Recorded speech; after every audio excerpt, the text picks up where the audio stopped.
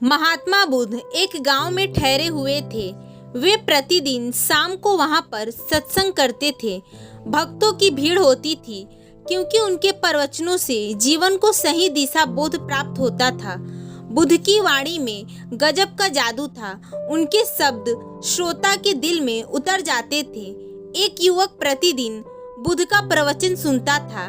एक दिन जब प्रवचन समाप्त हो गया तो वह बुद्ध के पास गया और बोला, महाराज, मैं काफी दिनों से आपके प्रवचन सुन रहा हूँ, किंतु यहाँ से जाने के बाद मैं अपने गृहस्थ जीवन में वैसा सदाचरण नहीं कर पाता जैसा यहाँ से सुनकर जाता हूँ। इससे सत्संग के महत्व पर शंका भी होने लगती है।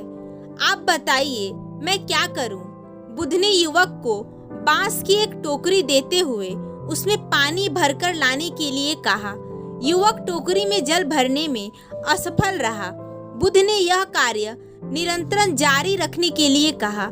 युवक प्रतिदिन टोकरी में जल भरने का प्रयास करता रहा, किंतु सफल नहीं हो पाता। कुछ दिनों बाद बुद्ध ने उससे पूछा, इतने दिनों से टोकरी में लगातार जल डालने से क्या टोकरी में कोई फर्क नजर आया? युवक बोला, एक फर्क जरूर नजर आया। पहले टोकरी के साथ मिट्टी जमा होती थी, अब वह साफ दिखाई देती है।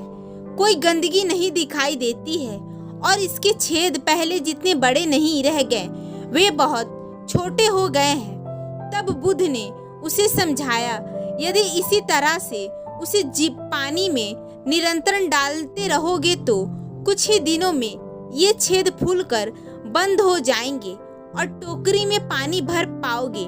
इसी प्रकार जो निरंतर सत्संग करते हैं उनका मन एक दिन अवश्य निर्मल हो जाता है और गुणों के छिद्र भरने लगते हैं और गुणों का जल भरने लगते हैं। युवक ने बुद्ध से अपनी समस्या का समाधान पा लिया।